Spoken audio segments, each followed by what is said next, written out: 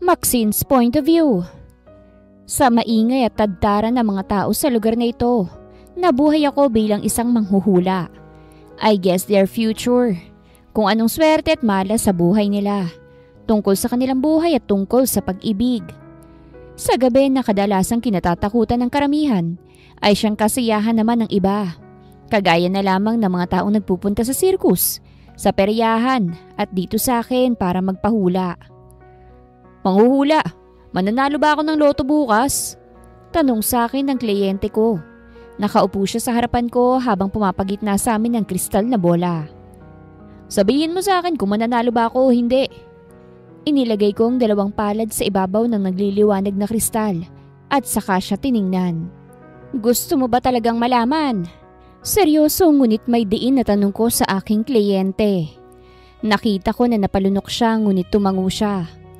Oo, gusto kong magpahula. Sabi ng karamihan, isa ka raw sa magagaling na manghuhula kaya't gusto kong malaman.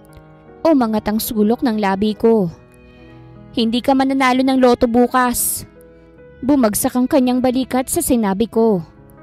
Totoo ba yung sinasabi mo? Oo, dahil nakikita ko sa bola na kristal na ito na hindi ka naman bumili ng loto. Kaya't paano kang mananalo? Napakurap-kurap siya sa sinabi ko at nang mapagtanto, nagulat ako nang humagalpak siya ng tawa. Oo nga no, napasapo siya sa kanyang noo. Nababaliw na yata ako. Ito na lang, hulaan mo na lang kung... Hindi natapos ng aking kliyente ang kanyang pagsasalita nang may humampas sa lamesa sa pagitan naming dalawa. Nang tingnan ko ito, ang aking assistant na si Mary. Isang beses ka lang dapat magpahula. Yon ang nasa usapan. Ani Mary. Kung gusto mong magpahula muli, kailangan mong magpa-appointment ulit. Ha? Napatayo ang kliyente ko. Bakit kailangan kong magpa-appointment muli? Magbabayad na naman ako ng karagdagang pera? Hindi. Magpa-appointment ka ulit. Hindi lang ikaw ang kliyente ng manghuhula. Itinulak ni Mary ang kliyenteng palabas. Salamat sa pagpunta. Balik ka ulit ha. Nang tagumpay na nailabas ang kliyente ko ay nakahinga ng maluwag si Mary at saka lumapit sa akin. Hinubad ko naman ang telang nasa ulo ko at tiningnan ko siya. Paano mo naman nalaman na hindi siya pumusta ng loto, ma'am? Nakapamewang na tanong ni Mary. Totoo ka ba talagang manghuhula? Ngumisi ako. Kaya nga may tinatawag tayong appointment, Mary. May schedule ang pagpunta nila rito dahil nagsasaliksik ako tungkol sa buhay nila. Napailing na lamang siya. Paano kapag nalaman nila na hindi ka naman totoong manghuhula? Tumayo ako mula sa pagkakaupo. May nagrereklamo ba? Sa ilang buwan nating ginagawa to, wala pa naman. Tawagin mo na lamang ako kapag may bago nang darating. Magpapahinga lang muna ako. At saka ko siya tinalikuran upang mahiga saglit sa isang sofa. Ako nga pala si Maxine Luis Laksamana. 20 anyos at ginagawa kong trabaho na ito for a living. Oo, alam ko na masamang ginagawa ko dahil nanloloko ko ng mga tao. Pero ano bang magagawa ko? Hindi ko nakasalanan kung desperado at desperada silang malaman ang future nila at iba pa. Kaya't binibigay ko ang gusto nila. At coincidentally, may iba na hula akong nagkakatotoo. Halimbawa na lamang yung may nagpahula sa akin kung nasa ng papa niya. Sinabi ko na nasa sugalan lang. Tapos ayun, bumalik ang nagpahula at sobrang laki ng pasasalamat nila. May nagpahula rin kung niloloko ba siya ng boyfriend niya. Sinabi ko na niloloko siya at nagkatotoo rin yun. Kaya tinuloy-tuloy ko na ang negosyo na ito para hindi na ako makabalik sa peste na bahay na yun. Saglit lang akong humiga sa sofa at agad bumangon para bumalik sa pwesto ko. Pagbalik ko ron, natigilan ako na may pumasok na 2 lalaki na parehong nakasombrero. Good evening sir, may appointment po ba kayo? Salubong agad ni Mary sa dalawa. Umupo ako sa harapan ng kristal na bola at hinayaan si Mary na tanungin ang dalawa. Wala, pero gustong magpahula ng boss ko. Malamig na wika ng lalaki. Hindi ko maiwasan ang makunot ang noo. Para kasi silang hindi ordinaryong tao sa paningin ko. Pasensya na, sir. Hindi kasi pwedeng magpahula ang mga hindi nagpapa-appointment. Namilog ang matakot na pasinghap nang biglang tinutukan ng baril si Mary. Napatayo ako. Anong ginagawa niyo? Tanong ko. Humakbang patungo sa akin ang naunang lalaki habang ang isang lalaki naman nanatili sa may pinto. Nakatutok pa rin ang baril kay Mary na takot na takot. You're a manghuhula, right? Tanong ng lalaking humahakbang patungo sa akin.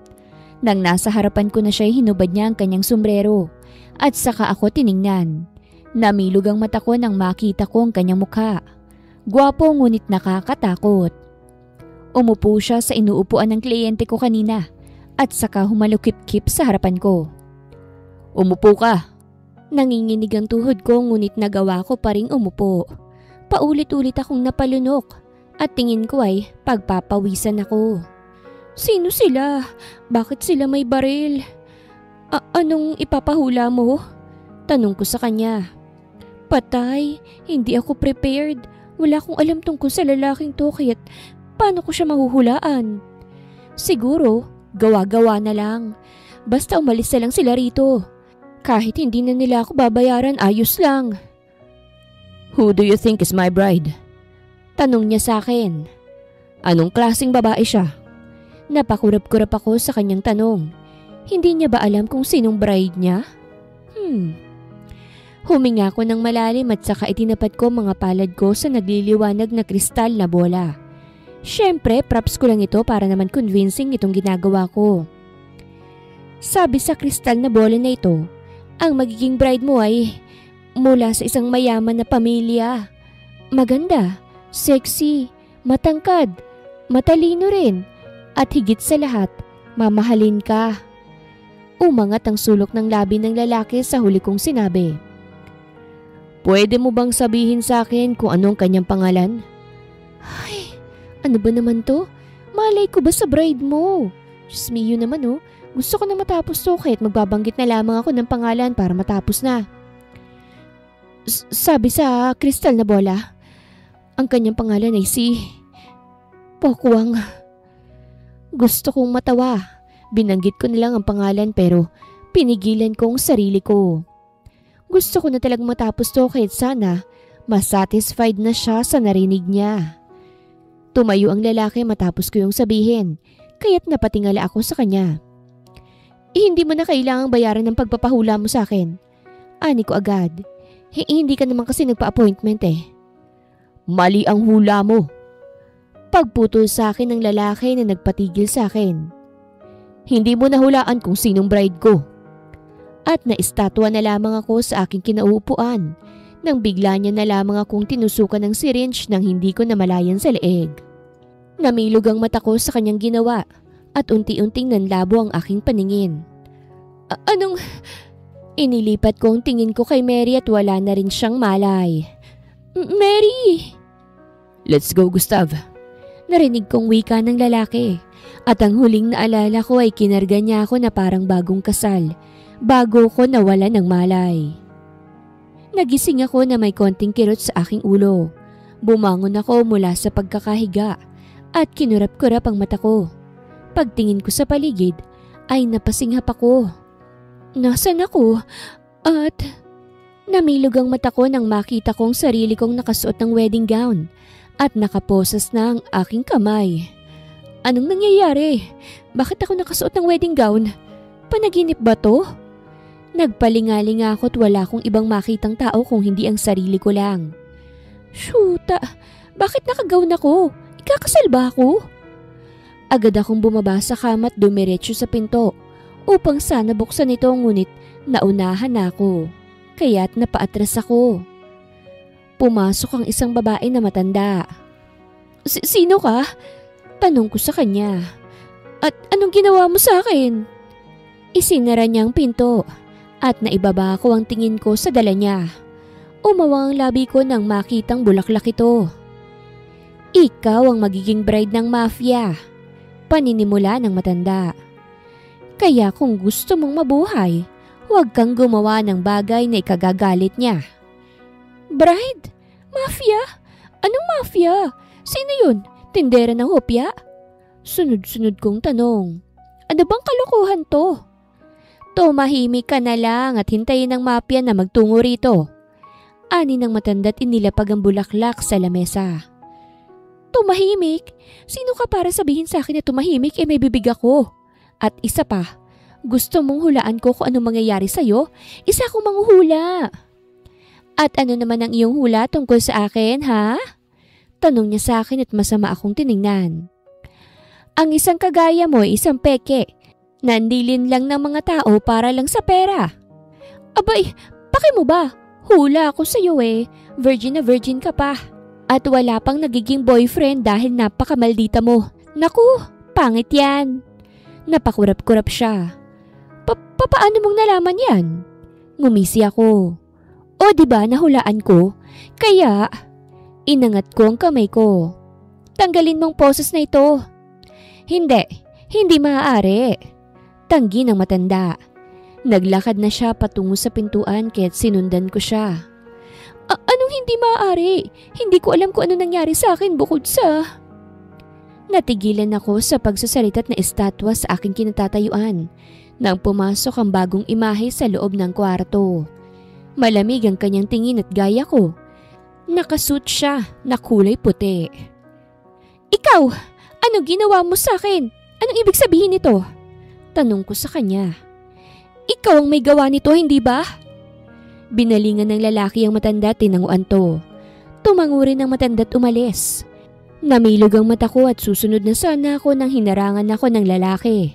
At masama na ang tingin niya sa akin. Napalunok ako. Anong kailangan mo sa akin? Galit ka ba dahil hindi ko nahulaan ang tamang gusto mo? Tanong ko sa kanya at nakaramdam ng kaba. Pasensya na kung ganoon. Tao naman kasi ako. Nagkakamali rin ako kaya... Inilapit niya ang kanyang sarili sa akin kahit napaatras ako. Niliitan niya ako ng mata. Ano kayang mararamdaman ni Maximo Laksamana kapag ang anak niya ikinasal sa kinalaban niya? Umangat ang sulok ng labi niya. Titigilan niya na kaya ang pangingialam niya at gagawin ang gusto ko? Umawang ang labi ko. Anong ibig mong sabihin? Paano niya nalaman anak ako ni Maximo Laksamana? Hinawakan niya ang baba ko at parang kutsilyo ang kanyang mga mata. Nanunusok ng tingin. I pity you. You have to trick people just to live. Napasinghap ako sa sinabi niya. Am I right? Ngumisi siya lalo. Ang dali mo lang patayin sa totoo lang. Pero tingin ko naman hindi iiyak yun. At hindi titigil sa pangingialam dahil you're an illegitimate child. Anak sa labas, right? Kaya't wala yung pakialam kahit kitilin ko pa ang buhay mo sa harapan niya. Nanubig ang aking mga mata. Ano bang kailangan mo sa akin? Hinawakan niyang balikat ko at saka nagtungo siya sa likuran ko. Bumulong siya sa tenga ko. If you want to survive, kailangan mong sundin ang gusto ko. Bulong niya. If you want to save your friend's life. Namilog ang mata ko at bumilis ang tibok ng puso ko sa huli niyang sinabi. Gustav, tawag niya sa pangalan ng isang lalaki. Pumasok ang isang lalaki sa kwarto at hawak niya si Mary na nakatakip ng bibig ng tape at lumuluha na. Gulong-gulo ang buhok at nakaposas rin ng kamay. Bumilis ang paghinga ko sa nakita. Mary! If you don't want your friend to be killed in front of you, you have to marry me. Anya't hinawakan ng kamay kong nakaposas. Be my bride, Miss Laksamana. Tuluyan ang tumulo ang luha sa aking mga mata. Kaya't ayaw na ayaw kong nasasangkot ako sa pamilya na yun Ayokong masangkot sa pangalan ni Papa dahil madadamay lang ako. Hindi ko alam kung anong ginawa niya pero to think na armado ang mga lalaking to. Ibig sabihin lang nun, hindi sila ordinaryong mga tao lang. Mafia boss. Leader ba siya ng mga taong gumagawa ng illegal na aktibidad? Criminal organization? Namutla ako sa aking naisip. So, what's your decision, lady? Tanong sa akin ng lalaki. Be my bride? Or... Napasinghap ako nang tutukan niya ng baril si Mary na halos mawalanan ng malay sa takot. I'll kill that girl. Napatingin ako kay Mary. Kita ko ang takot niya at kasalanan ko ito dahil nadamay pa siya. Bakit ba nila ito ginagawa? Kung may galit sila sa papa ko, Dumiretso sila ron. Paki ko ba sa ginagawa ng ama ko? Wala naman akong alam dun. Ang sama-sama mo! Bumuhos na ang luha sa aking mga mata. Ang sama-sama mo! Masama ako? Humarap siya sa akin at pinalis ang luha sa aking mga mata. Masama ka rin naman, right? You tricked me. We're on the same page. Now decide, my lady. Be my bride or I kill that girl. Wala akong magawa kung hindi ang sumang-ayon sa gusto niya. Kesa naman mamatay si Mary nang walang kalaban-laban. Kesa mamatay siya nang walang saysay, pumayag na ako sa gusto niya. Kay dali lang nang nangyari ang lahat. Nakita ko na lang ang sarili ko nang naglalakad sa aisle sa isang private chapel. Kami lang yatang nakaputi sa kasal nito dahil ang ibang tao na mukhang tauhan niya ay puros naka-shades at nakaitim. Parang a-attend ng lamay. Karma ko na ba ito sa lahat ng kalokohan ko? Bride ako ng isang mafia boss, hindi tindero ng hopya, kung hindi literal na mafia boss. Mga taong nakakatakot. Akala ko nga'y kadalasan sa mga mafia boss, matanda na, malaki ang tiyan, kalbo. Pero ibang mafia boss yata itong nasa harapan ko ngayon. Matangkad, gwapo at mabango.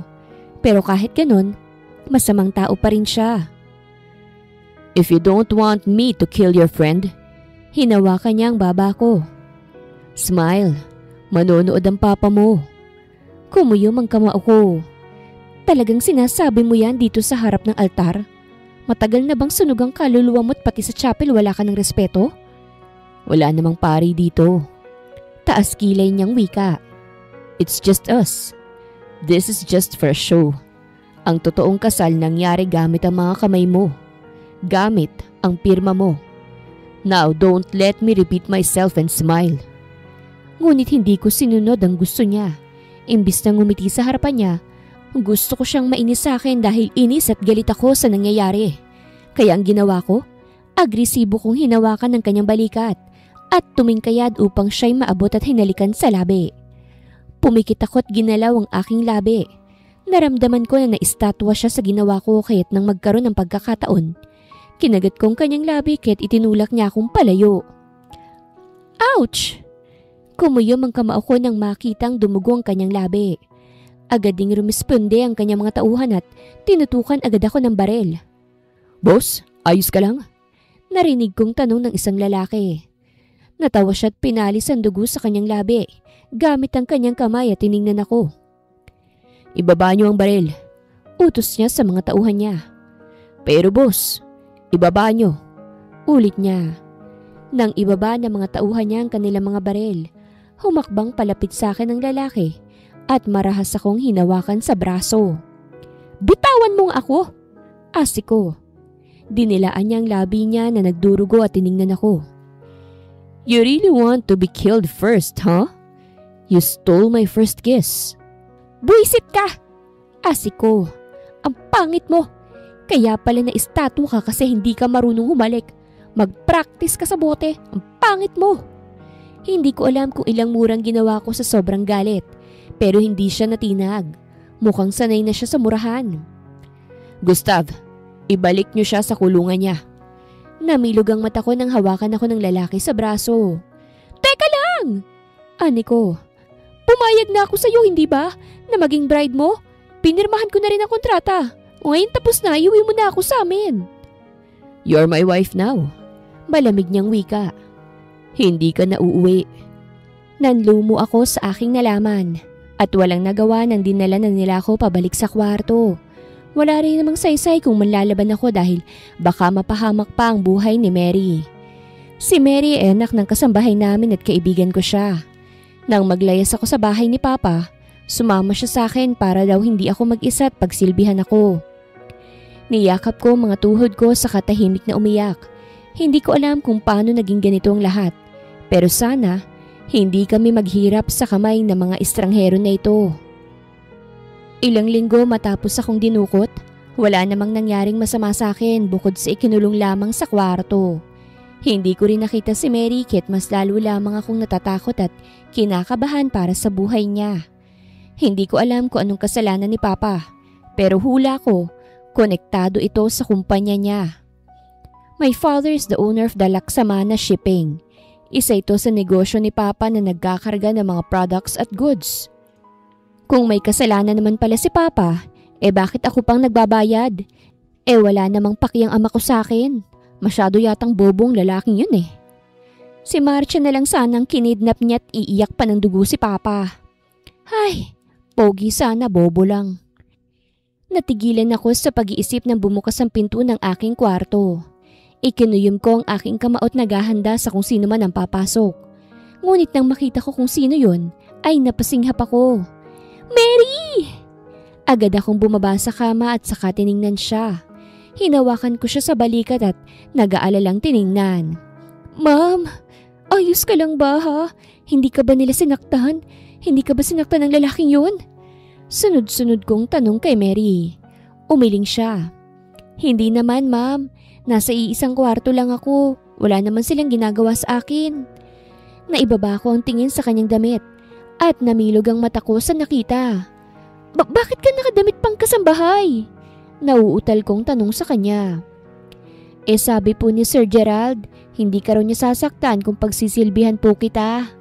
Ani Mary, kaya po pumayag agad ako para po makita ko kung anong kalagayan mo. Nabitawan ko ang kanyang balikat. Ang sama talaga ng lalaking yun. Mukha naman po siyang mabait, ma'am. Mary! Namilog ang mata ko sa sinabi niya. Hindi mabait ang taong mapagbanta at mandurukot. May mga baril pa sila at tinututok pa sa atin. Paano naging mabait yun? Sabi kasi ni Sir Gerald, hahayaan ka ron niyang makalabas sa kwarto na ito basta hindi ka lang tatakas. Ani Mary. At nandito po pala ako kasi maglilista raw ako sa kung anong gusto mo dahil bibilhin niya. Napakurap-kurap ako sa sinabi niya at napamewang ako. Gusto niyang malaman kung anong gusto ko? Tumango siya. Oo ma'am, bibilhan niya raw po kayo. Kahit ano raw po, isulat ko raw dito. Nilaharan ako ng notebook ni Mary. Ikaw na lang po maglista ng gusto mo, ma'am. Umigting ang pangako.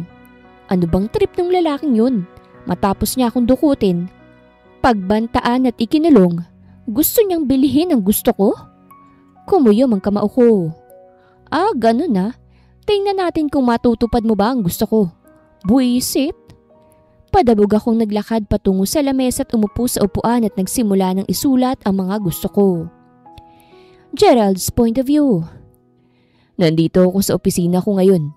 Katatapos lang mag-meeting kasama ang mga tauhan ko. Lumabas na sila sa opisina at nagpaiwan lamang ako upang makausap ang tanging sagabal sa ginagawa ko. Si Mr. Laksamana, ang nagmamay-ari ng Laksamana Shipping. Gerald Von David. Bungad ni Mr. Laksamana sa tawag. Ano ba itong sinend mo sa akin? Hindi ko akalain na editor ka na pala ngayon. Muntik mo na akong mauto sa video na sinend mo Ang galing mo. Kamukhang kamukha ng anak ko. Natawa ako. Hindi yan kamukha, Mr. Laksamana. Anak mo yan. Dinukot-kot, pinakasalan. Ha? Hindi mo ako maluloko. Wika niya sa kabilang linya. Kahit ano pang gawin mo, hindi mo ako mapipigilan. You criminals! You only have to ship those goods. Bakit kailangan mo pang mga alam? Malamig kong tanong sa kanya. I am your client and yet you betrayed me. Madadamay ang kumpanya ko sa'yo. Hindi ko gustong makatrabaho ang adik na kagaya mo.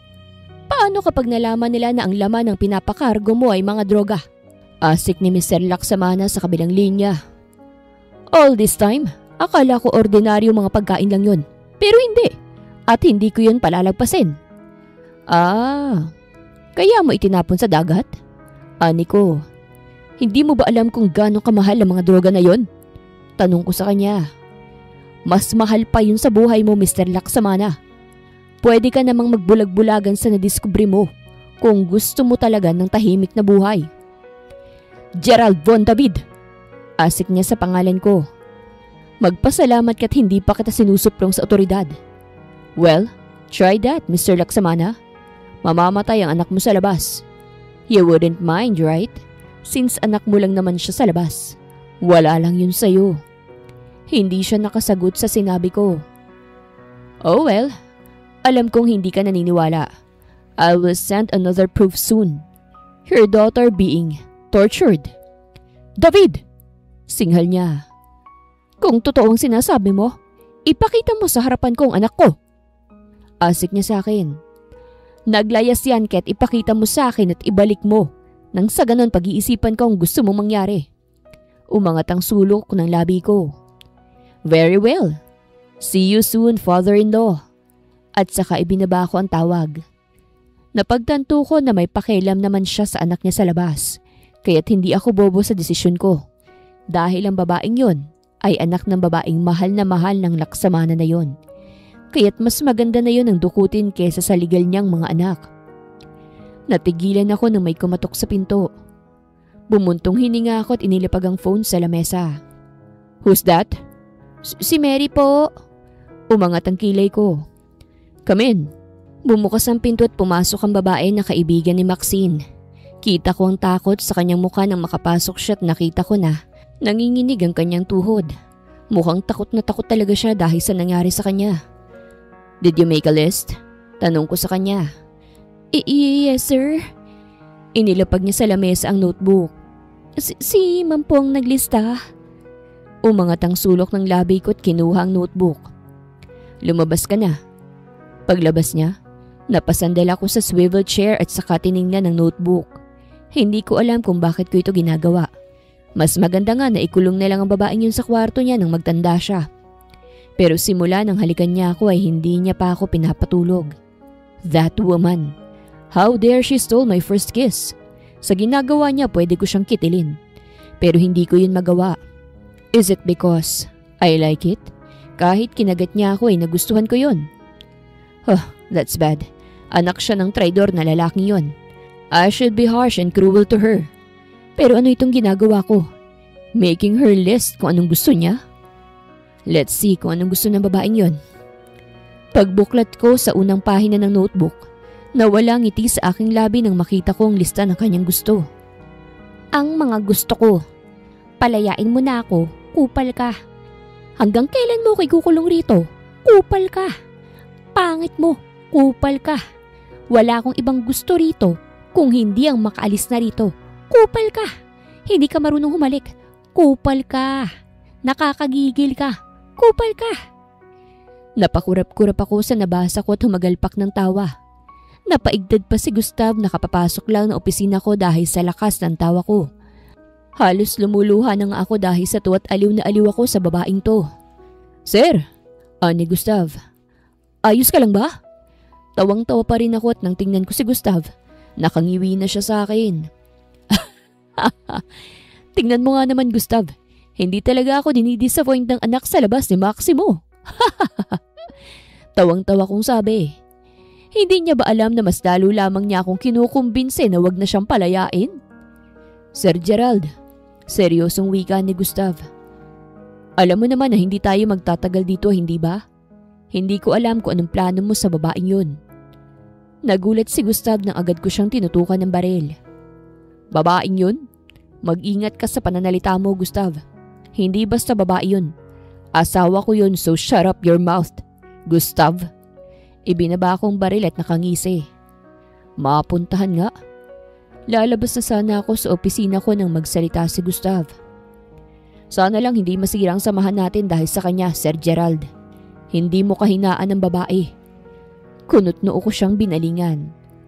What are you saying, Gustav? I was just having fun for a moment. Hindi masisira ang samahan dahil lang sa isang babae. Shh. Tuluyan na akong lumabas ng opisina matapos ko yung sinabit nagtungo sa kwarto ng babaeng yon. Pagpasok ko, nadatnan ko siyang nakahiga sa kama. Tulog. Bumuntong hininga ako takmang lalabas na sana nang mahagip ng aking paningin ng kanyang makinis na hita na hindi nasali sa pagtakip sa kanyang kumot. Napalunok ako't wala sa sariling lumapit para sana lagyan to ng kumot. Nang gumalaw siya kaya't umangat ang pang-ibabaw niya na damit at halos lumuwa ang mga mata ko nang halos makita ko na ang kanyang dibdib. Hindi siya nagbabra? What the heck? How dare she? Umungol siya na nagpatigas sa akin. Gumalaw muli siya at na unti-unti niyang nagmulat ng mga mata. Nagtamang paningin namin kaya't natigilan ako.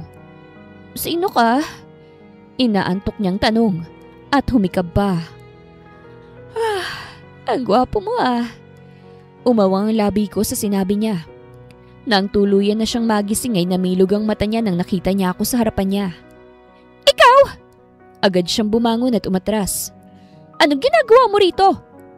Napatingin ako sa kanyang labi. Mapula ito at mukhang malambot.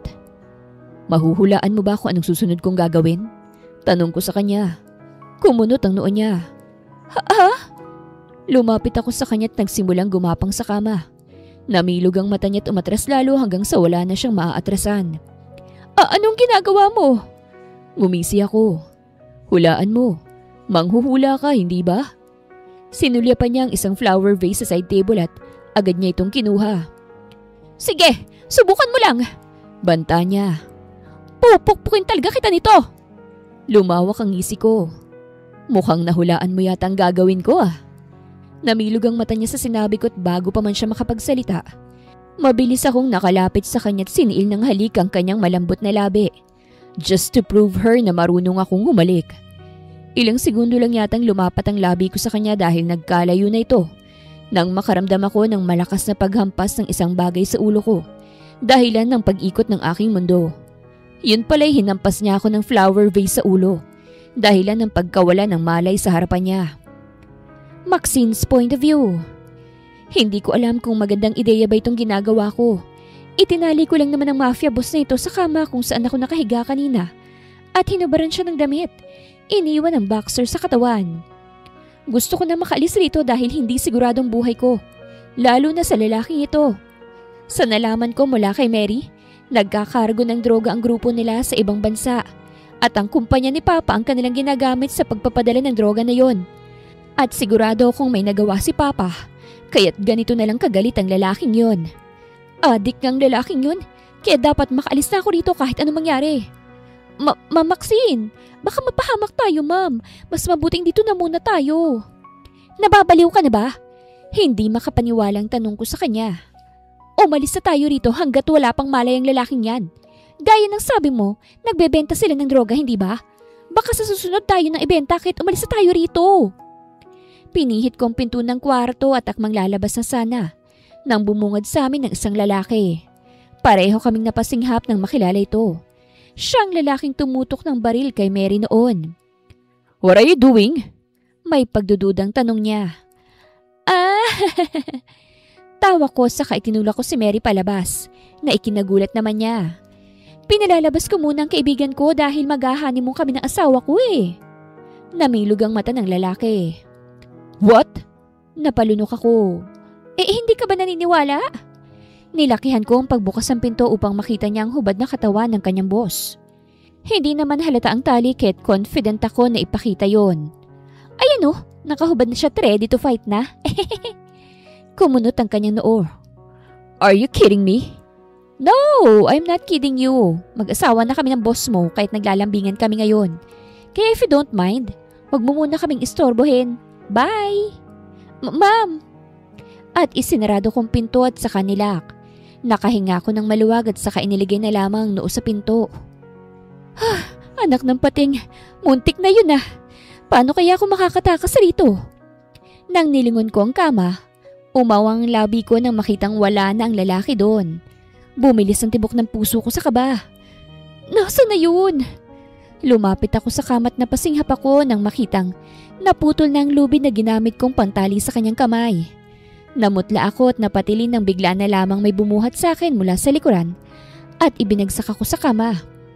Hindi pa man ako nakaka-recover bigla na lamang akong dinagana ng isang halimaw. Isang gwapong halimaw. You think you can get away from me, my wife? Sarkastiko niyang wika at agad kong inilapag ang dalawang kamay sa kanyang dibdib nang magtangka siyang lapitan ako lalo. Ano ba? Naibaba ko ang tingin ko sa kanyang 8-pack abs. Grabe, ang ganda ah. Sabi mo kay Gustav, maglalambingan tayo. Hinubaran mo ko nang walang kalaban-laban. Anya't ngumisi sa akin. Ngayon pwede bang hubaran din kita kagaya ng ginawa mo sa akin? Hindi, subukan mong gawin yan. Asik ko. You're helpless right now. Kinuha niyang dalawang kamay ko at pinagtagpo. You don't have a choice. At nilagay niya sa ibabaw ng ulo ko ang dalawa kong kamay at inipit gamit ang isa niyang kamay. At napasinghap ako ng marahas niyang hilahin ng blouse ko, kaya't nagsihulugan ng mga butones. Namula ang buong mukha ko dahil wala naman akong bra at nakita niya ang kabuuan ng dibdib ko. "Oh, akala ko flat ka." Ngumisi siya. "Bulubundukin din pala." "Sabihin mo na lang kasi na gusto mo kong tikman," inis kong sabi. "Sigurado ako na hindi ka pa nakakakita niyan. Sa reaksyon mo ngayon, masyado kang ignorante. Saan ka ba nakatira? Sa bundok? Sino mga kasama mo? Mga unggoy na kalahi mo?" "Gusto kong tikman." Anya na ikinatigil ko. "I wanna know kung anong lasa." "Bitawan mo nga ako." Asikot nagsimulang kabahan dahil mukhang seryoso nga siya. "Ano ba naman tong lalaking to?" Sinubukan kong pumiglas sa kanya ngunit tuluyan na akong nanghina nang maramdaman ko ang kanyang kamay sa aking balat. Nang nilubayan niya ang aking dibdib ay napatingin siya sa akin. Pulang-pula na ang aking mukha dahil sa kanyang ginawa. "It tastes good." Seryosong wika niya sa akin. "I want more." Napapikit na lamang ako nang dumiretso ang labi niya sa labi ko at binitawan niya ang kamay ko sa ibabaw. Kahit na ano pang gawin ko, alam ko sa sarili ko na hindi ako basta-bastang makakatakas sa mafia boss na ito. Hindi naman ako baliw para ipahamak ang buhay ni Mary para lang makatakas ako. Kaya sa isang linggo rin na pag-iisip, napagdesisyonan ko na magpanggap na sumuko na at hayaan na siyang gawin ang gusto niya sa akin para lang mabuhay kaming dalawa ni Mary. Dahil ang plano ko na ngayon ay hindi ang tumakas at makatakas. Hindi ko man kayang durugin si Gerald ng pisikalan. Confident naman ako na kaya kong durugin ang puso niya sa pamamagitan ng pagpapaibig ko sa kanya. "Mabuti naman at naisipan mo nang lumabas," ani Gerald sa akin habang nasa hapagkainan kami. "Kailangan mong masanay dahil bahay mo na ito." Natigilan ako sa pagsubo ng pagkain at napatingin sa kanya. "Bahay pala to? Kala ko kulungan eh." "Ano sabi mo?" Matamis akong ngumiti sa kanya at agad sinalina ng malamig na tubig ang kanyang walang lamang baso. "Wala naman, mahal. Gusto lang kitang makasabay kumain." Umawang ang labi niya. "Mahal?" Ngumuso ako at tumango. "Oo, naisipan ko na iyan ang itatawag ko sa'yo dahil mag-asawa na tayo, hindi ba?" Kinindatan ko siya kaya't napakurap-kurap siya sa akin at napailing. "Why are you acting like that? Para ba kunin ang loob ko't makatakas?" "Tumpak! Hindi ka naman pala bobo." Gusto kong sabihin yun pero syempre hindi dahil baka mabuking ako. Pumasok si Gustav sa dining area kasama si Mary. Uminom naman ng tubig si Gerald kaya't ngumiti ako. "O sige, uminom ka lang para hindi ka nauuhaw sa akin." Ani ko. Naibugan ni Gerald ang kanyang inumin sa harapan niya at nalaglag ang panga ni Gustav sa narinig. Si Mary naman, napasinghap at napatakip sa kanyang bibig. Tumayo ako at kinuha ang tissue na nakahanda sa lamesa. Lumapit ako kay Gerald at hinawakan ang kanyang baba upang maiharap siya sa akin. "What are you trying to do?"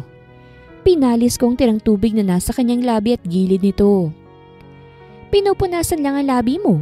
Simpleng sagot ko. "At saka mahal, paano mo naman nasabi na kinukuha kong loob mo para makatakas ako? Sa dami ba naman ng tauhan mo makakatakas ako? Kay Gustav pa nga lang hindi na ako makakatakas eh. Sa'yo pa kaya?" Nanatili ang kanyang tingin sa akin, kaya't para asarin siya lalo, ninakawan ko siya ng halik sa labi bago ko umatras at bumalik sa aking kinauupuan. Hindi na nakapagsalita ang mga bagong dating sa ginawa ko at si Gerald ay namula na ang mukha. Palihim pa akong napangisi at nagpatuloy sa aking kinakain na parang wala lang nangyari.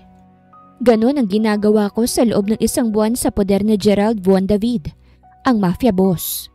Alam ko na napakadelikado niyang tao, pero sa loob ng isang buwang kasama siya, may napagtanto ako. Hindi siya nananakit ng babae. Kailanman ay hindi siya nanakit ng pisikal. Kahit naiinis na siya sa akin, hinahayaan niya pa rin ako sa gusto kong gawin. Hindi siya nainis nang tawagin ko siyang mahal. Distorbuhin siya sa mga meetings niya. Sabayan siya sa pagkain. At higit sa lahat, ang halikan siya. Lahat na yata ng paraan ginawa ko na para lang mahulog siya sa akin, ngunit sa loob lamang ng isang buwan, parang ako pa yatang nahuhulog sa kanya. "Ano to?" Tanong ko sa kanya nang bigyan niya ako ng isang paper bag na may lamang itim na dress. Para saan to? Sasama ka sa akin mamaya. Wika niya sa akin. Pupunta tayo sa casino. Umawa ang labi ko saka inilabas ang lahat ng laman ng paper bags. Bukod sa black dress, may sandals, gloves at namula ang mukha ko nang makita kong huling laman nun. Gumisi si Gerald at siya mismong naglabas at ipinakita sa akin. Panty, you need this. Agad kong inagaw sa kanyang panty at ibinalik sa paper bag. Iniinis mo ba ako? Inilapit niya ang kanyang mukha sa akin. Hindi. Binilhan kita niyan dahil aalis tayo. Hindi ka naman nagpapanty sa bahay na ito, di ba? Namula lalo ang mukha ko sa sinabi niya. Ano sinasabi mo? Now you're lying to me. Sabi mo kagabi, wala kang panty at hindi ka nagpapanty kapag kasama ako. Niliitan niya ako ng mata. Am I wrong? Sinabi ko lang naman yon para landiin siya eh. Hindi naman totoo yun. That's why I wanna make sure na may panty kang suot bago tayo aalis sa bahay na ito. Ito ang unang pagkakataon na aalis ako sa bahay na ito kasama siya. Ito na bang pagkakataon na makatakas ako? Aside from that, wear this. Kinuha niya ang kaliwang kamay ko at isinuot ang isang singsing. Umawang ang labi ko at napatingin sa kanya. Singsing? We're married, Maxine. Wika niya. That's why from now on, you must wear that. I won't like it kapag uhubarin mo yan. At nagsimulang tumibok ng mabilis ang puso ko nang halikan niya ang likod ng kamay ko. Bago niya ito binitawan at umatras ng palayo sa akin. Maghanda ka na, darating ng chopper maya-maya. Lumabas na siya ng kwarto ko. Pagkatapos ay iniwan akong tulala at namumula na ang mukha. Sinampal kong sarili ko't napailing-iling. Hindi dapat akong makuha sa sarili kong plano. Hindi. Paulit-ulit akong umiiling bago ako pumasok sa banyo upang maligo. Matapos kong maligo't magbihis, lumabas na kami ni Gerald sa kanyang bahay kasama ang kanyang mga tauhan. Para kaming a-attend ng libing dahil nakaitim kaming lahat. Naka-shades din sila at ako lang ang hindi. Ganito ba talaga kapag part ng mafia at mafia boss mismo? Hindi lang yon. Ngayon ko lang natingnan kung gaano kalawak ang lugar para lang sa iisang bahay at wala man lang kapitbahay. Well, ano bang ina-expect ko sa kagaya nila? Malamang hindi sila sa matao titira dahil gumagawa sila ng illegal na bagay. Naramdaman kong kamay ni Gerald sa aking bewang kaya't napatingin ako sa kanya. Ilista mo agad ang gusto mong mga bilhin. Anya sabay angat sa kanyang shades. Pupunta tayo sa mall bago tayo pumunta sa casino. Wala nga akong gustong ipabili. Oh come on, you're my wife now. Ask me anything. Anya sabay ngisi. Nang may iba namang paggamitan ng pera ko. Umirap ako. Wala nga akong gusto. That's not good. Ako na lang palang bibili para sa'yo, mahal. Umawa ang labi ko't nagwawala na naman ang puso ko sa loob ng katawan ko. Oh, you blushed. Mas maganda pala na mahal na lang itatawag ko sa'yo. Gaya ng ginagawa mo nung nakaraan. Hindi na ako nagkaroon ng pagkakataong sumagot dahil dumating na ang hinihintay nila na chopper. Umawang labi ko sa mangha dahil sa laki at ang ganda ng helicopter na papalanding. Malayo ito sa pwesto namin ngunit naramdaman ko pa rin ang hangin nito kaya't medyo umangat ang dress ko. Ay! React ko. Nagpanty ka ba? Seryosong tanong ni Gerald. Pumulang mukha ko't inis siyang tiningnan. Of course! Ano bang tingin mo sa akin? Humilig siya papalapit. Let me check. At napasinghap ako nang gumapang ang kamay niya sa ilalim ng dress ko't napalunok nang maramdaman ko ang daliri niya sa tela ng panty ko. Gerald! Namumula na ako sa hiya. Very good. Mahina niyang tinampal ang puwet ko sa ilalim ng dress ko bago niya ito inalis at ibinalik sa bewang ko. Let's go? Hindi ko alam kung bakit niya yun ginawa sa akin pero masyado siyang insensitive. Hindi niya ba alam na mas lalo niya akong binabaliw? Lumapit na kami sa helicopter na nakalanding at namangha ako sa aking nakita. Sa labas na anyo kasi ng helicopter ay may nakaukit na Von David, meaning kay Gerald ito. Do you like it? Tanong ni Gerald sa akin. Gusto mo ba ng helicopter? Kumurap-kurap ako sa tanong niya. Ha? Never mind. Let's go. Sumakay na kami sa helicopter at halos mawala ng hininga ng umandar na ito pa ibabaw. Sobrang higpit ng hawak ko kay Gerald. First time ko kasing sumakay kaya't normal lang sigurong kabahan. Pero kahit ganon, nakarating pa rin kami ng matiwasay. Let's go to the mall. Ani Gerald habang pababa na kami sa rooftop. What do you want? Gaya ng sabi ko, wala akong gusto. Ani ko sa kanya. Mas gusto kong makatakas pero paano ko naman yun magagawa? Wala naman si Mary dito. Alright, dumiretso na lamang tayo. Nagtungo kami sa casino. First time kong makapasok at hindi ko akalain na ganito kaganda rito. Parang tambayan to ng mga mayayaman at malalaking tae sa bansa. Sinalubong si Gerald ng isang lalaki na may tattoo sa leeg at may hikaw sa ilong. Kalbo to pero gwapo. Bigla tuloy akong kinabahan dahil katulad ni Gerald, may tauhan din to na nasa likod ng lalaki. Akala ko, hindi ka na darating matapos mong bigong maipadala ang mga goods sa ibang bansa. Gerald Von David? Malamig na wika ng lalaki at nang bumaling ang kanyang mata sa akin. At sino naman ang magandang babae na ito? Siya bang ireregalo mo sa akin? Shut up, Franco. She's my wife. Malamig na wika ni Gerald. Oh! Amazed na wika ng lalaki. Sa dami ng illegal na ginagawa ng isang mafia boss, nagawa mo pang magpakasal? But how unfortunate. Mukhang maagang magiging biyuda ang asawa mo. Lumapit ang lalaki sa akin at kinuha ang aking kamay. Nanlamig ako sa takot at akmang hahalikan niya ito nang magsalita si Gerald. Gusto mo bang mawalan ng labi ngayon, Franco? Banta ni Gerald. Natawa ang lalaki at binitawan ng kamay ko. Inangat niya ang kamay niya, simbolo ng pagsukot na tawa. Let's go, Gerald. Let's play poker. Mas maganda kung huwag mong dali ng asawa mo. She won't like it. Nakahinga ko ng maluwag sa narinig. Mabuti na rin yun. Maganda yun dahil ayoko rin namang sumama. Tiningnan ako ni Gerald. I have a room here. Doon ka na lang muna maghintay sa akin. Tumango ako. O sige, doon na lang ako. Tiningnan niya ako at maya-maya'y napasinghap na lamang ako nang halikan niya ako sa labi. Gustav? Tawag ni Gerald sa tauhan niya. Dalhin mo ang asawa ko sa kwarto namin. Okay. Hinawakan ako ni Gustav sa braso kaya't napalingon ako sa kanya. Let's go. Tiningnan ko si Gerald. Gerald! Hindi ako magtatagal. Anya sa akin. Kaya mauna ka na. Tumango ako sa kanya saka sumunod na kay Gustav. Hindi ko maitatanggi itong nararamdaman ko ngayon. Nakaramdam ako ng pagkabahala lalo na sa kasama niya. Sana maging maayos lang siya at makabalik sa akin ng matiwasay. Magandang araw mga viewers! Ang kwentong ito ay hatid ng Love Series TV. Salamat sa pakikinig! Gerald's point of view. Gerald, your wife is very pretty. Pamilyar nga rin ang mukha niya eh. Anak ba siya ni Mr. Maximo Laksamana? Nang hindi ako nagsalita, tumawa siya't napasandal sa sofa. Katatapos lang naming maglaro ng poker. And as usual, talo na ng kalbo na ito. Ha? Alam ko naman na hindi ka basta-bastang mabibighani sa isang babae. Hula ko ginamit mong babaeng yon para hindi ka isuplong ni Maximo sa otoridad. Tama ba ako? Umigting ang pangako. Shut up! Humagalpak siya ng tawa. Tama nga ako.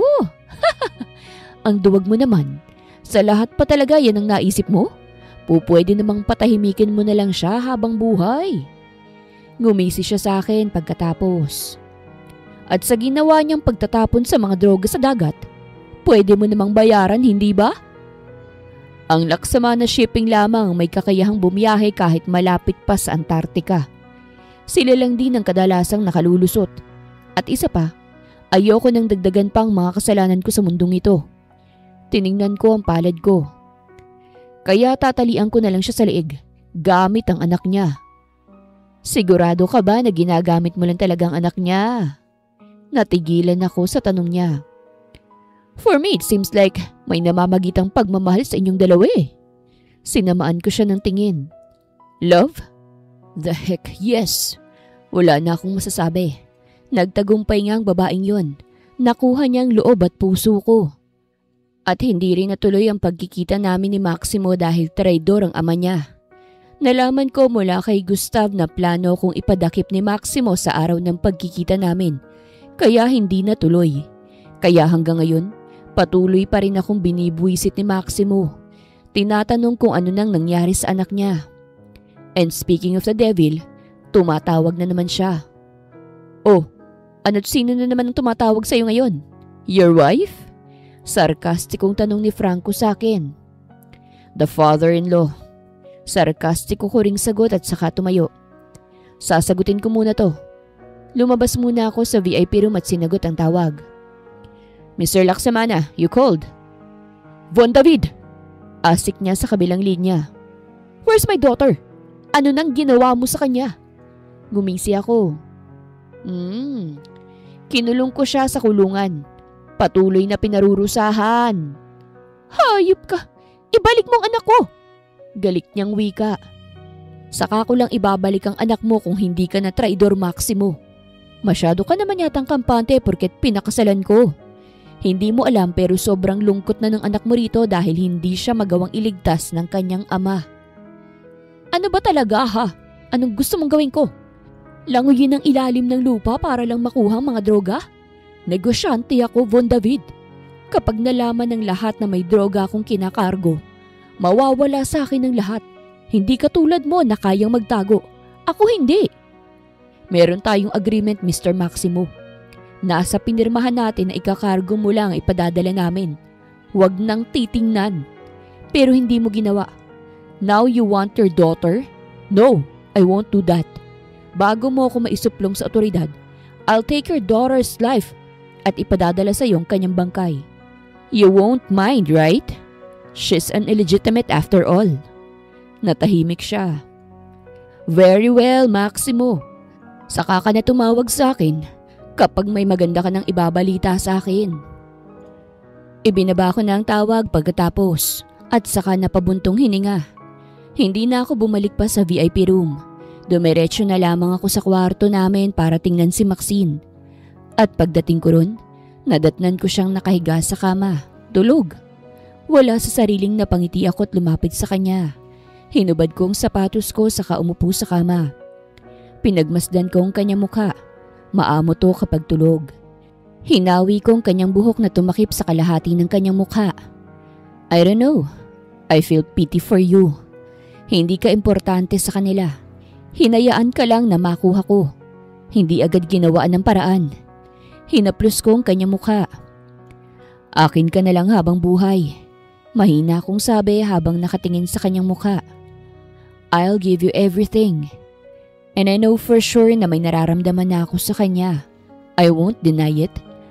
I won't deny what my heart's desire. Lumipit ang tingin ko sa kanyang labi. Napalunok ako at parang gusto ko itong halikan. Sa gitna ng aking pagtitig, gumalaw siya at nagmulat ng mata. Gerald, anya nang makita at akmang babangon na sana sa kama nang dinaganan ko siya. Namilog ang mata niya sa ginawa ko. Gerald, I love you, Maxine. Seryosong wika ko. Ha? Anong... Hindi ko na siya pinatapos dahil siniil ko siya ng halik sa labi niya. Kaya't napahawak siya sa may balikat ko't sinuklian ang halik ko. Hindi na ako nakabalik kay Franco dahil sa mainit na halikan namin ng aking asawa. Tuluyan na akong nalunod sa kanya at hindi na napigilan ang aking nadarama. Kaya sa araw na yun, nasa loob lamang kami ng kwarto. Pinagkaisa ang aming katawan. Nagpadala sa daloy ng init. Maxine's point of view. Good morning. Nagising ako nang bumungad sa akin ang mukha ni Gerald. Wala sa ayos ang kanyang buhok ngunit litaw na litaw pa rin ang kanyang kagwapuhan. Nang maalala ko ang ginawa namin, namula ang buong mukha ko. Masakit pa ba? Seryoso niyang tanong. Masyado ba akong naging marahas kagabi? Tanong niya habang inaamoy ang aking mahabang buhok. I'm sorry, sabik lang. Tiningnan ko siya at mas lalong namula. Ayos lang. Normal lang naman yun eh. Malamang wasak na wasak kasi first time ko yun eh. Hindi ko naman inaasahan na magaling siya sa kama. Masyado ko yata siyang in-underestimate. Ayan tuloy, mukhang mahihirapan akong maglakad nito. I love you, Maxine. Natigilan ako sa kanyang sinabi. I love you. Nang inulit niya, nagwala ang puso ko. Totoo ba itong naririnig ko? He loves me? Gerald. How about you? Seryoso niyang tanong. Do you love me too? Napalunok ako at mas lalo lamang nagwala ang puso ko. This is so sudden. Biglaan ang lahat kaya't hindi ko alam kung anong sasabihin ko. Mahal ko rin ba siya? Naramdaman ko ang kanyang kamay sa aking bewang at hinapit niya akong palapit. Say it. Say that you love me, Maxine.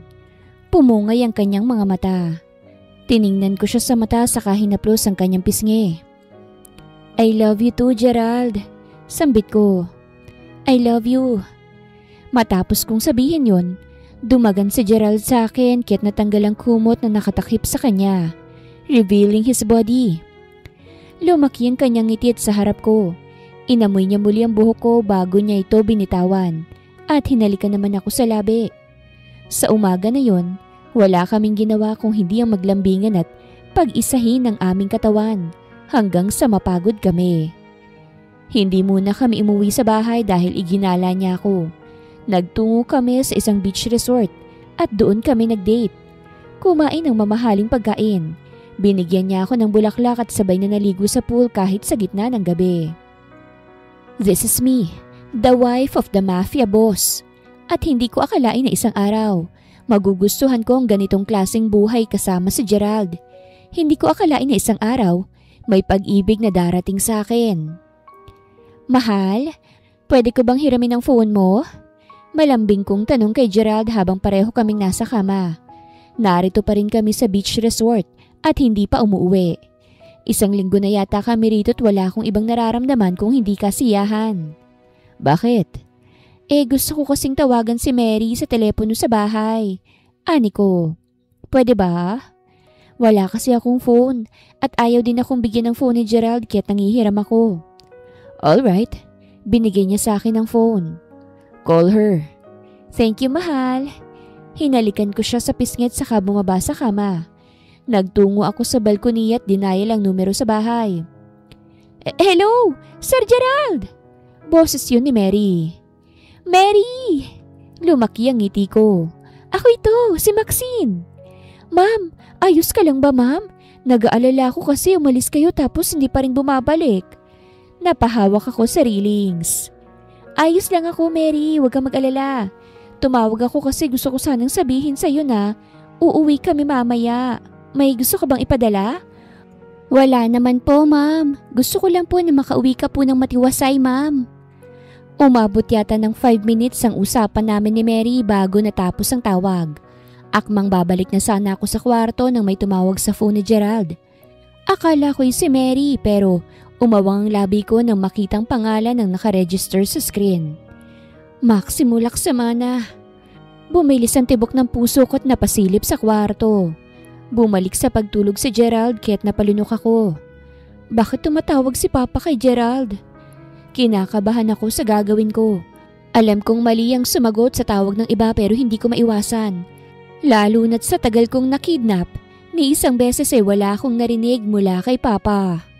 Nanginig ang kamay ko nang sinagot ko ang tawag niya. Halos pinigilan kong paghinga ko lalo na nang marinig ko ang boses ni Papa. Mabuti naman at sumagot ka na. Hindi ko alam kung anong pumasok sa isip ko at gusto mo nang sumuko. Papa? Banggit ko sa unang pagkakataon. Narinig kong pagsinghap ni Papa sa kabilang linya. Maxine? Oo, ako po ito. Asan ka? Kasama mo ba si Von David? Anong ginawa niya sa'yo, ha? Sumagot ka. Wala naman po siyang ginawa. Magsabi ka sa akin ng totoo. Sinabi ni Von David sa akin na pinahihirapan kanya araw-araw. Tinotorture at binabantaan pa ako na isosoli ka ng bangkay. Napasinghap ako. Sinabi niya yun? Pero hindi naman po niya ako pinahihirapan. Mabait po si Gerald sa akin.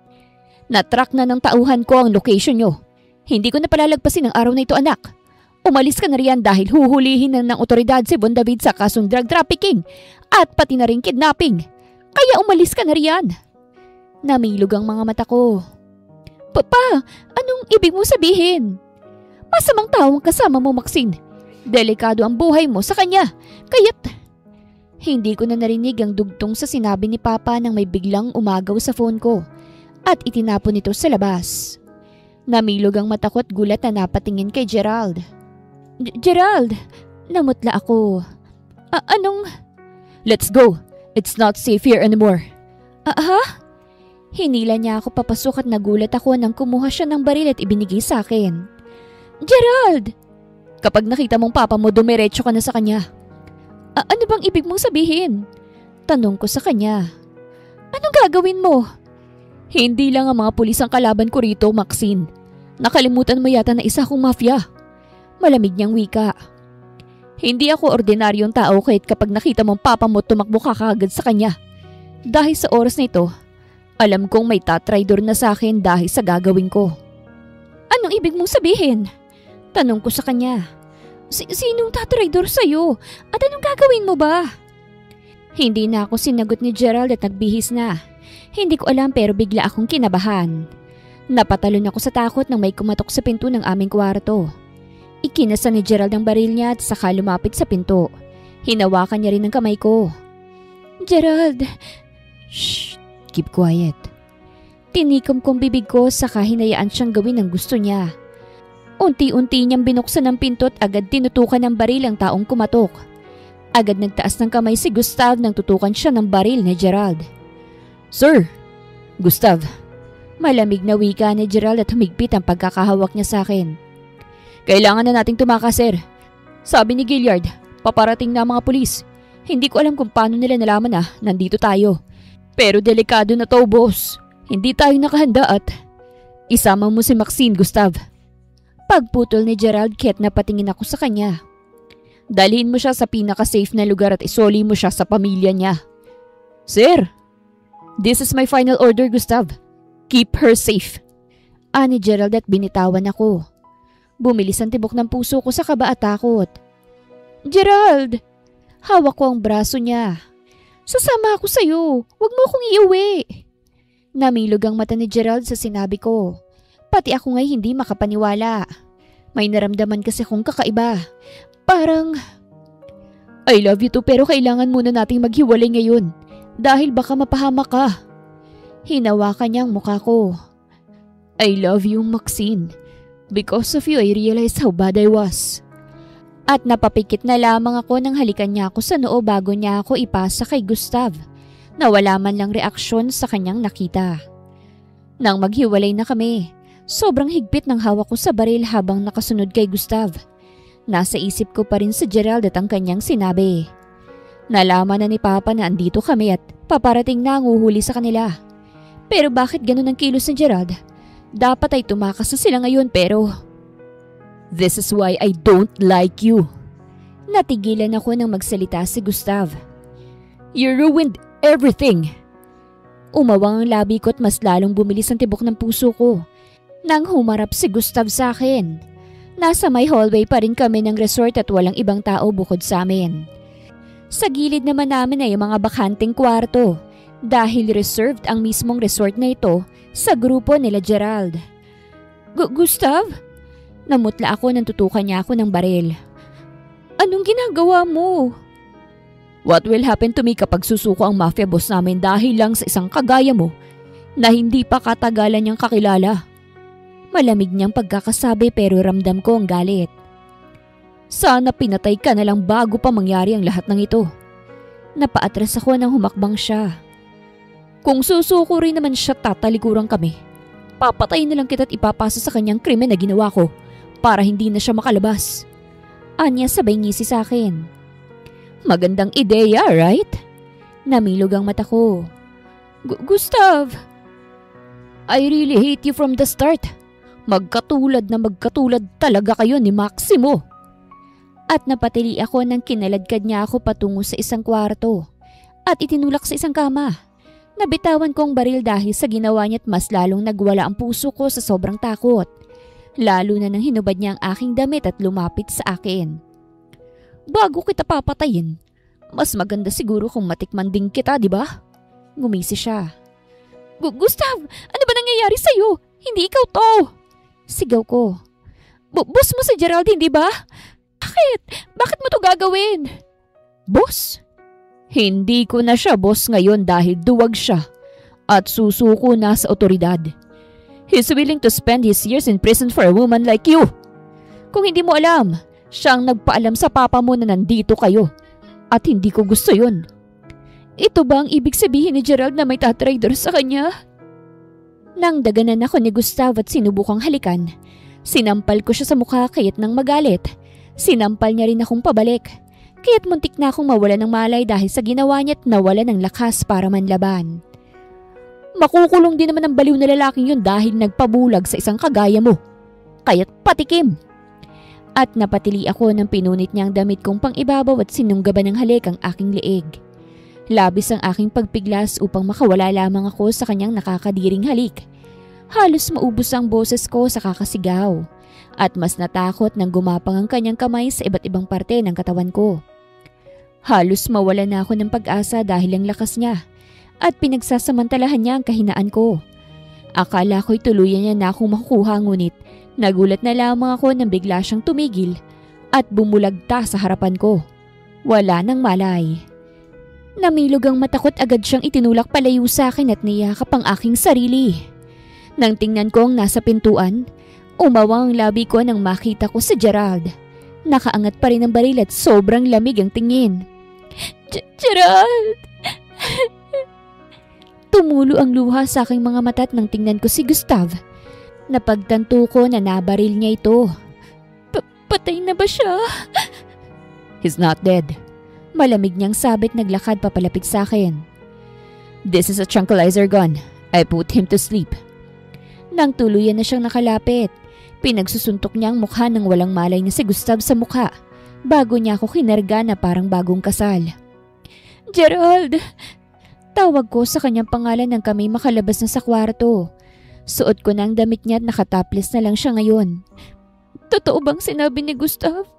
Susuko ka na? Hindi niya ako sinagot at nagpatuloy lang kami sa paglalakad. Gerald!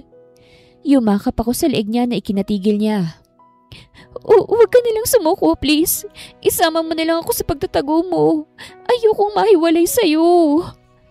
Hindi magiging maganda ang buhay mo kapag kasama mong isang kriminal na kagaya ko. Malamig niyang sabit ng tuluyan na kaming nakalabas. Namilog ang mata ko nang makita ko ang maraming police car sa labas ng resort. At may mga pulis na nakatutok na ang baril sa amin. Ang ibang mga tauhan ni Gerald ay nakaposes na at nakadapa sa lupa. Gerald! Bumilis ang tibok ng puso ko. I love you, Maxine. Anyat ngumiti siya sa akin. At magdurusa ako sa kulungan para makasama ka ulit. At nang ibinaba niya ako sa lupa, umatras siya at kay bilis lang ng pangyayari.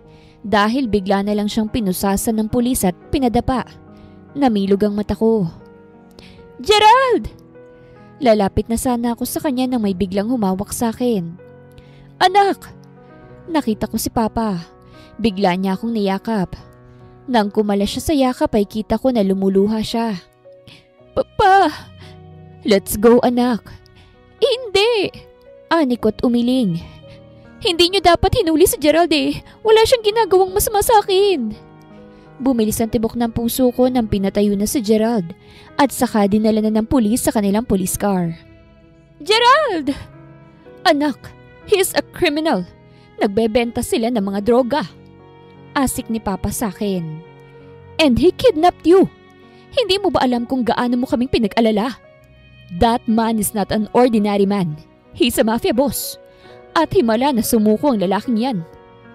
Lumabo na ang aking mga mata dahil sa luha. Lalo na nang papalayo na siya sa akin. Let's go! Gerald! Kumawala ako sa hawak ni Papa at dali-daling tumakbo patungo kay Gerald. Napapasok na sana sa kotse. Miss! Gerald! Ani ko na ikinatigil niya. Hihintayin kita! Bumuhos ang luha sa aking mga mata. Hihintayin kita. Wala akong pakialam kung tatanda akong maghihintay sa'yo pero hihintayin kita. I'll be your bride one day. Umawa ang labi niya. You'll do that? Tumango ako't suminghot. Oo, gagawin ko yun. Hindi ako magmamahal ng iba. Then I'll make sure to get out of prison as soon as possible. Wika niya, tumakbang siya patungo sa akin at hinalikan ako sa labi.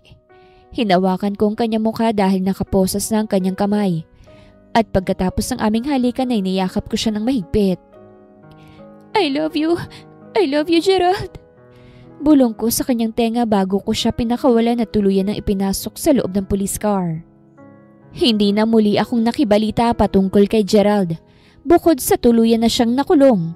Hindi na rin naman kasi siya nanlaban at gusto talagang makulong. Nakabalik na kami ni Mary sa bahay ni Papa at nanibaguhan ako sa bagong treatment nila sa akin. Lalo na ng stepmom ko na sobrang bait na sa akin. Hindi na rin ako kumwestiyon dahil ayoko na ng gulo.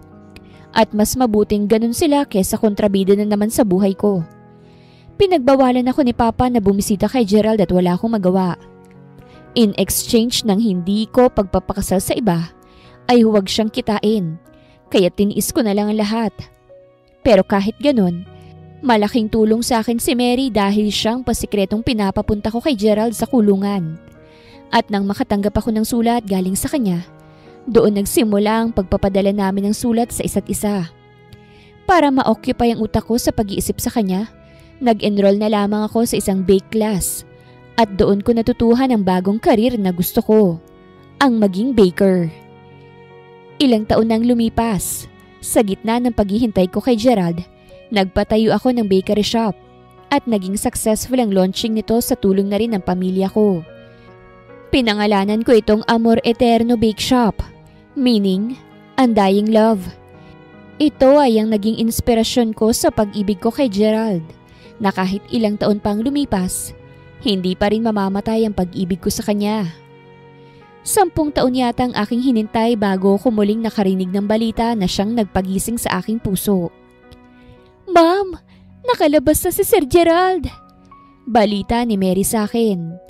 Nangilid ang luha sa aking mga mata, tiningnan siya. Talaga ba? Oo, narinig ko sa papa mo.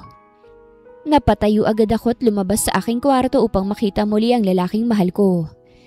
Hindi na ako pinigilan ni Papa dahil ilang taon din ang paghihintay ko para lang makita siyang muli. At sa labas ng presinto, nakita ko muli siya sa unang pagkakataon. Nag-iba na ang kanyang muka. Siguro ay dahil sa kanyang mga nararanasan sa loob ng kulungan. Pero nag-uumapaw pa rin ang kanyang kagwapuhan. Sobrang sikip ng dibdib ko at hindi na tumigil-tigil sa pagtulo ang luha ko.